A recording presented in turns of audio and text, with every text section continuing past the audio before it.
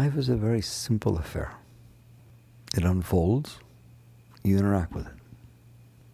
It really is that simple. What is so difficult about this? That which is, and that which is not, is not. It's like, it's the simplest thing in the world. That which is in front of you is in front of you. Nothing else is in front of you. There's only one thing in front of you at a time. There it is. Those are the people, the places, the things, the circumstances. That's what's in front of you. Why is that in front of me? You could live as long as you want, and it would take me longer than that to explain why one moment is in front of you, because of all the forces that caused it to be there, right or wrong. There's all these forces that cause things to be the way they are. It's none of my business, none of your business. So it ends up in front of you. Not because you deserve it. Please don't do that. That's really not a very spiritual thing to do, to think the whole world's about you, and that the moment in front of you is because of something you did wrong or something you did right. I don't think so. I think if you look at the moment in front of you, it's because of the 700 billion zillion other things that happen everywhere that cause the moment to unfold in front of you. Is that okay with you? Why do we have to make up something about it? It's very Zen. It is what it is. Every moment, whichever one's in front of you, is the moment that is in front of you. Spirituality is not about how did it get there, or why, or karma, or what did I deserve, or anything like that. That's all mind stuff. What spirituality is about is this is the moment that the universe created that's in front of me. This is the moment the Lord hath made. I don't care what you want to say. It's just the moment that's there, period.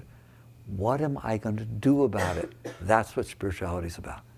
What am I going to do about this moment that is manifesting in front of me? There are lots of different things you could do. You could complain about it.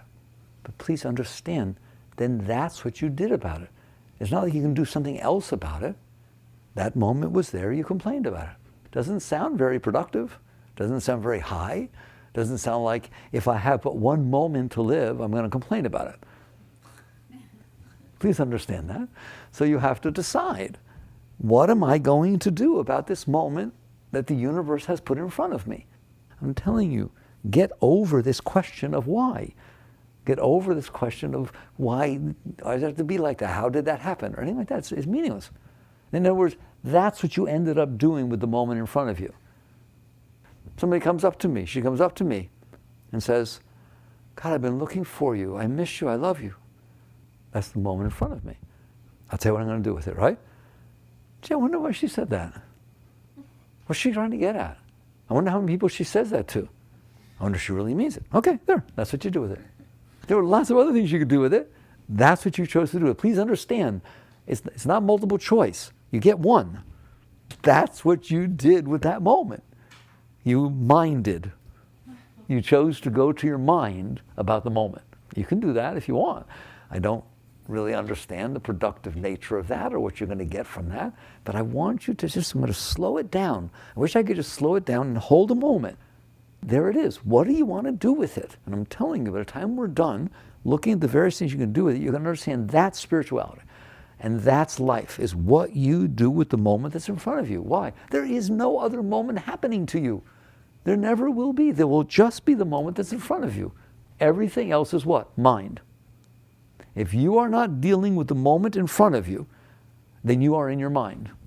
There's no other place for you to be, because there's only one universe, and that's the moment that's in front of you. Please, can I shake you and wake you up, all right? It's the only one that's there. If you want to leave and not deal with the moment that's there, you need to make up something in your mind and then go there. Because this is the one God made, this is the one nature made, this is the one reality made, this is the only one there is. So with mind, you can go to your past and miss the moment that's here. You can go to the future and miss the moment that's here. Or you can deal with the moment that's here. Let's make believe that we're wise enough to understand if I keep missing reality, I will miss my life. That's what's going to happen. If you keep missing the moments that's in front of you, there will be no experience of this thing called life. You might as well go to sleep. I swear to you. It's just the same as dreaming. It's just walking dreaming. Your mind during a dream is making up things. Your mind that is not in the moment is making up things. It's either in the past, the future, this, or the other thing. So please, that's the foundation of spirituality, to finally come to grips that you have a choice. Deal with reality, deal with the moment that's in front of you, or make up anything you want. So now let's make believe you're caught on, and you want to interact with the moment that's in front of you. What are you going to do with the moment in front of you? So even if you're dealing with the moment in front of you, what will happen to 99% of the people is they'll try to look at the moment in front of you, and your mind will start. About what? Do I like it? Do I not like it? Should I complain about it? I like it, how can I keep it? I don't like it, how can I make it go away? So you only touch the moment just enough to stimulate your mind. And the next thing you know, there's nothing going on but mind.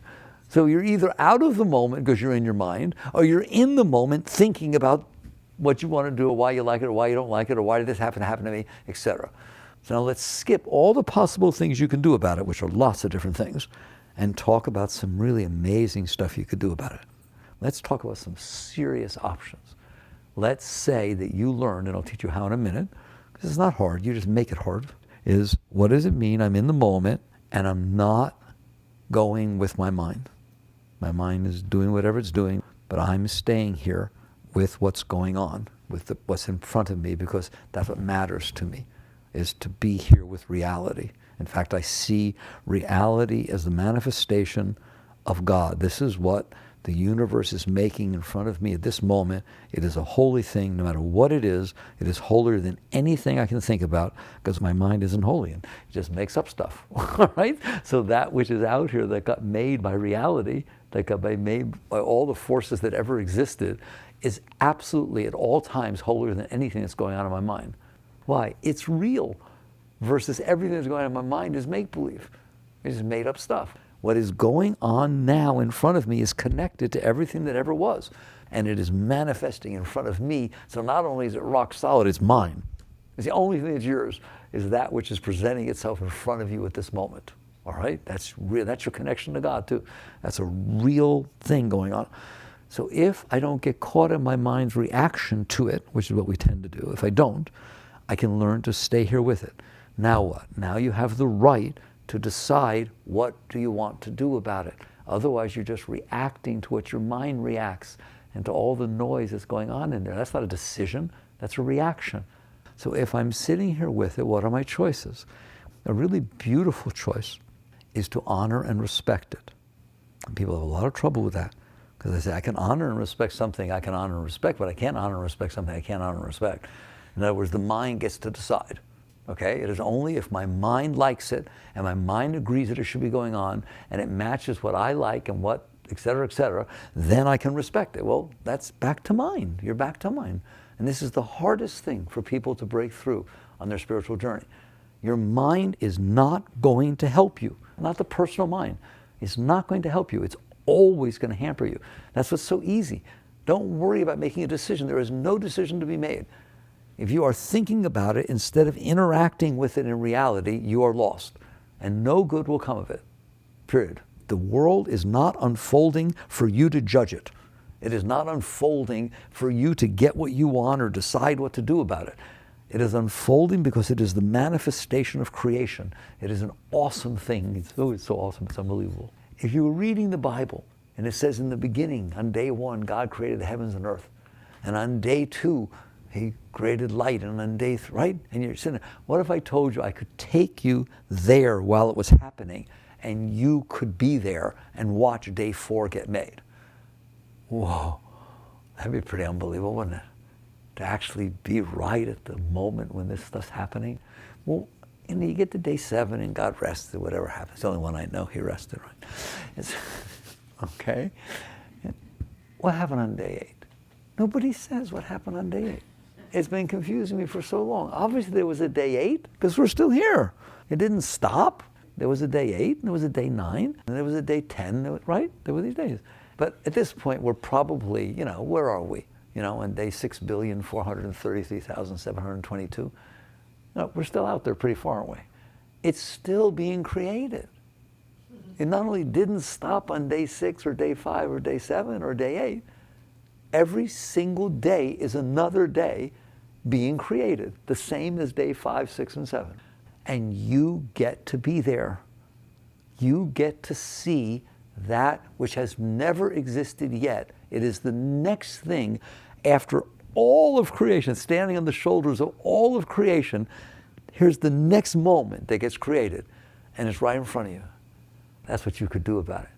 You could see it like that. Whoa. Wow. That'd be interesting to see it like that, wouldn't it? Like you'd feel honor, you'd feel respect, you'd feel an interaction between you and the process of creation, and it would move you to the core of your being.